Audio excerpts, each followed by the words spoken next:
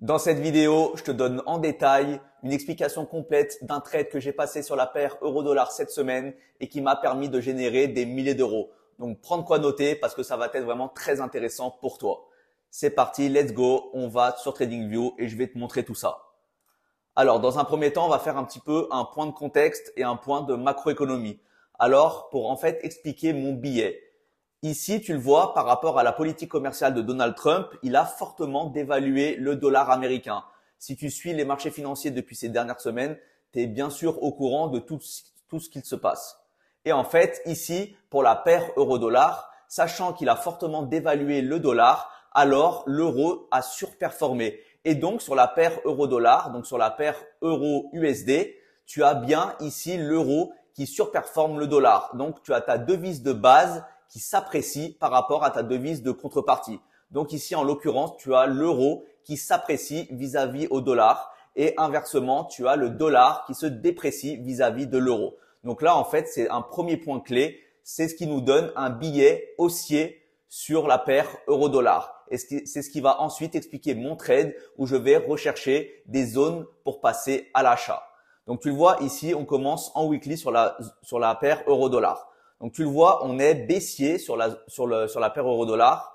On est baissier ici. Et pour passer haussier sur du très long terme, sur une unité de temps weekly, il faudra potentiellement dépasser ce niveau des 1,23-175 pour ensuite vraiment repartir en tendance haussière très long terme.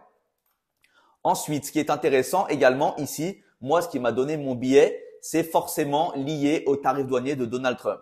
Et tu le vois, on a eu un énorme momentum haussier ici, notamment lié par rapport au 2 avril, là où il a annoncé ses tarifs douaniers. Et là, tu le vois, on a eu un très fort momentum haussier, mais qui avait déjà ici commencé sur cette petite zone de consolidation ici sur le mois de février et le mois de mars. Et ce qui est intéressant également ici, pourquoi on a eu potentiellement en local un point bas, c'est que lorsqu'on utilise du coup un de mes outils favoris qui est le retracement de Fibonacci, tu le vois ici, regarde, on est exactement sur les 61,8 de Fibo. Donc là, on avait une très belle zone dans un premier temps sur ce premier trimestre de l'année 2025 pour passer à l'achat. Et ensuite, tu vois, on a eu un fort momentum haussier à ce niveau-là. On a augmenté sur la paire euro-dollar de plus de 11%. Donc là, c'était ce qu'on a en weekly. Ensuite, si on passe en daily, tu le vois, c'est exactement la même chose. On a eu une figure de retournement à ce niveau-là qui est très intéressante et qui donne vraiment, on va dire, des données clés pour potentiellement passer d'une tendance baissière à tendance haussière et du coup passer à l'achat ici. Tu le vois, on était ici. On a du coup récupéré la liquidité en bas. On a breaké en haut le précédent BOS et ensuite on pouvait repasser à l'achat pour ensuite jouer le momentum haussier. En fait, ici, c'est une figure de retournement très intéressante qui nous donne souvent des zones pertinentes à trader et un setup à haute probabilité. Donc, en fait, si je te le donne, on va dire d'une manière théorique, tu as ça. Ensuite, on vient breaker en haut et là, retracement pour continuer la tendance haussière. Donc là, tu le vois, on avait le dernier point ici. Tu avais le précédent BOS. Là, tu as cette dernière bougie qui vient pousser le prix à la baisse pour récupérer ici la liquidité à ce niveau-là. Je vais te le noter là, voilà. Ensuite, on vient récupérer du coup la liquidité au-dessus du précédent haut qui avait poussé le prix à la baisse. Et donc là, potentiellement, on est du coup sur une inversion de tendance. Et là, ce qui va être intéressant, c'est potentiellement chercher du coup un achat sur un retracement qui pourrait nous donner du coup une zone pertinente à entrer en position. Et donc là, c'est exactement ce qui s'est passé.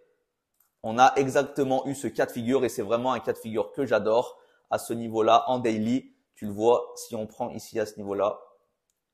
Donc là, on est vraiment sur un excès des 79% de Fibo, mais on a bien tenu la zone. Elle aurait été invalidée si on avait été en dessous des 1,01,738. Donc là, ça a bien tenu et ensuite, ça a vraiment poussé avec un très fort momentum haussier. Donc là, tu le vois en daily, on est vraiment reparti en tendance haussière avec, tu le vois ici, des hauts de plus en plus hauts et également des bas de plus en plus haut. Donc là, ça conforte le billet qu'on avait, qui est un billet haussier où on va rechercher du coup des achats. Ensuite, maintenant qu'on était sur du daily, on va passer sur du H4 pour confirmer ce qu'il s'est passé en weekly et en daily. Et là, tu vois, c'est exactement ce qui s'est passé où tu as également ici zone de consolidation. Ensuite, tu as une zone expansion, retracement, expansion, retracement, expansion. Et là, on est en phase de consolidation pour potentiellement aller chercher les plus hauts, les 1,15, les 1,16 si on continue sur cette tendance haussière moyen et long terme. Mais tu le vois ici, ça confirme encore une fois notre billet supplémentaire. Et là, maintenant, on va vraiment rentrer dans le vif du sujet et je vais te donner vraiment en détail le trade que j'ai pris cette semaine sur euro-dollar. Donc maintenant, on va basculer sur du M15. Et ce qui m'a intéressé, c'est ce niveau-ci. Tu le vois, à ce niveau-là, on est bien en tendance haussière. On a des hauts de plus en plus hauts et des bas de plus en plus hauts.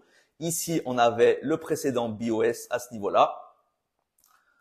Ensuite, ici, on avait bien également ici le précédent BOS à ce niveau-là. Donc, le break of structure, c'est-à-dire que ici, on break vraiment le plus haut précédent et ça nous donne des informations qu'on est toujours en tendance, en l'occurrence ici, tendance haussière. Tu le vois ici, on arrivait ici, expansion, retracement, expansion, retracement, expansion. Donc là, on est toujours dans notre tendance haussière et on a le dernier low protected, donc le dernier bas protégé qui est à ce niveau-là. Donc, pour l'instant, quand on est au-dessus de ce niveau, on va jouer des achats pour aller chercher le plus haut, le break of structure à ce niveau-là, le plus haut qui est à ce niveau-là. Et donc là, tu le vois, on est dans notre phase de consolidation, dans notre phase de range. Alors, ce qui m'a intéressé à ce niveau-là, c'est on va zoomer. Donc, tu le vois ici, on a eu un très fort momentum haussier à ce niveau-là avec une succession de bougies vertes qui a breaké le précédent plus haut. Donc là, ce qui est intéressant, je vais noter ici, c'est qu'on a notre demand zone. Donc, je vous le note ici, on a notre demand zone M15. Ensuite, qu'est-ce qu'on a encore une fois d'intéressant? On a ici de la fair value gap. Donc, je vous le rappelle, c'est un déséquilibre dans le prix ou en français de l'imbalance. Donc là, je vais vous le noter ici. Et donc, c'est une zone qu'on peut surveiller où potentiellement le prix va revenir. Donc là, fair value gap et demand zone M15. Vous voyez déjà, on commence à avoir une confluence potentielle où ici, on va commencer à surveiller la zone à l'intersection de notre FVG et de notre demand zone M15. Ensuite, ce qui est intéressant ici, c'est qu'on va du coup récupérer notre zone de consolidation. Tu le vois ici, on avait une zone potentiellement de consolidation, une phase de range et souvent, on va aller chercher la liquidité au-dessus de la phase de résistance de ce range et en dessous. Donc là, tu le vois, à ce niveau-là, on avait une potentielle phase de range ici que je vais te noter en blanc. Donc là, on peut noter ça, le phase de range. Donc là, tu le vois dans un premier temps, le prix est vraiment buté entre deux niveaux, un niveau de support et un niveau de résistance. Tu le vois parfaitement ici, on est venu récupérer la liquidité à ce niveau-là, au niveau de ce précédent plus haut. Donc là, tu le vois, à ce niveau-là, on est bien venu récupérer la liquidité ici. Donc là, c'est un premier temps. Et donc, je m'attendais à ce que potentiellement, on vienne récupérer la liquidité sur le précédent plus bas de cette phase de consolidation exactement ici.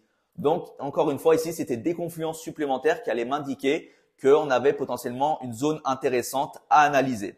Donc, maintenant qu'on a ça en M15, on va basculer en M5. Et en fait, tu vois, on avance de time frame pour essayer de personnaliser notre analyse et du coup de devenir de plus en plus dans le détail. Donc là, qu'est-ce qu'il y a d'intéressant maintenant en M5 qui va potentiellement corroborer notre analyse en M15? Donc tu le vois, on va pouvoir affiner notre analyse. Donc là, notre demand zone M15, on va pouvoir l'affiner.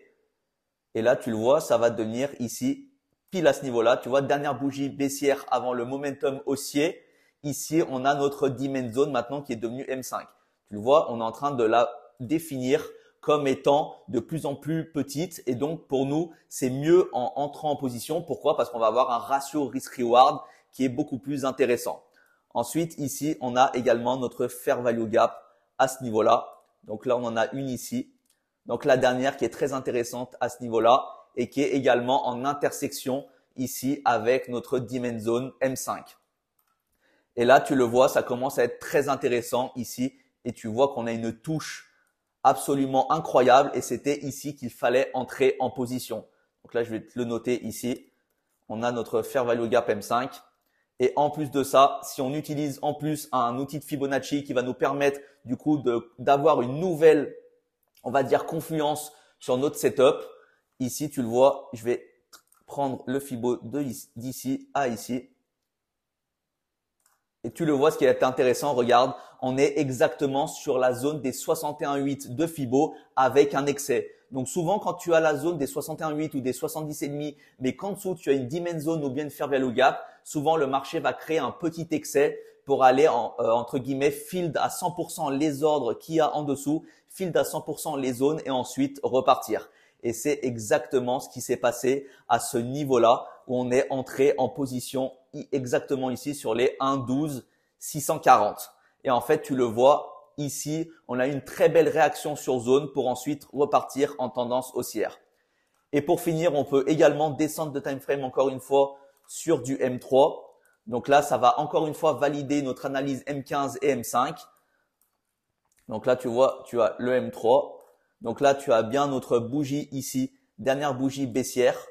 Donc c'est la bleue à ce niveau-là. Et tu as également notre fair value gap exactement à ce niveau-là. Et donc là, potentiellement, tu pouvais rentrer en M3 sur les 680. Et donc là, maintenant, on va avoir un ratio risk-reward, je vais te le montrer, qui est très intéressant.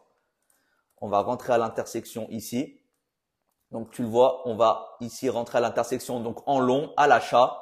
Exactement ici à l'intersection de notre fair value gap et notre demand zone M15, M5.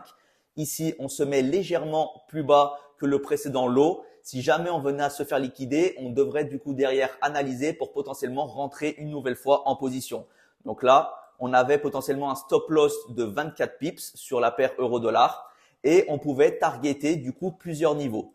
Dans un premier temps, tu as ce niveau de target où ici, tu avais de la liquidité à venir récupérer. Donc là, ici, tu as un premier niveau très intéressant. Ensuite, on a des niveaux de fair value gap également qui peuvent être intéressants pour sortir de position. Et c'est exactement ce que j'ai fait. Donc là, tu vois, tu as de la fair value gap à ce niveau-là.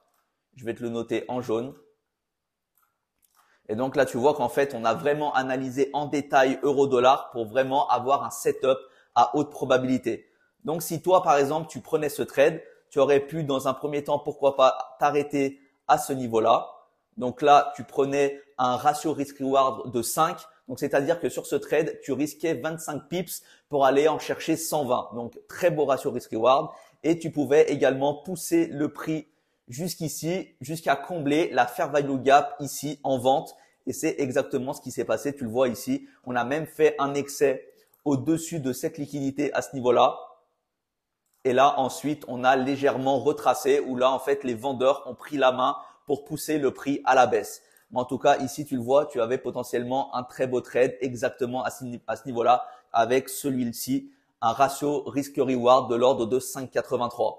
Donc là, tu vois, forcément, ensuite, en fonction de ta taille de position, si tu trades en micro-lot, en mini-lot ou bien en lot standard, forcément, tu vas pas avoir les mêmes gains. Mais en tout cas, ici, tu avais un setup absolument magnifique pour prendre une position d'achat sur la paire euro-dollar. Et c'est ce que j'ai particulièrement fait cette semaine et qui m'a permis de générer beaucoup de pourcentage sur mon capital de trading.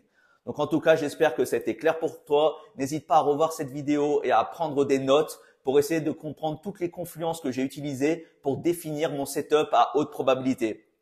Et bien sûr, n'hésite pas à me dire en commentaire ce que tu as pensé de cette vidéo. Et si bien sûr elle t'a plu, n'hésite pas à lâcher un pouce. Merci à toi, je te souhaite un très bon week-end et on se retrouvera bien sûr dans une prochaine vidéo.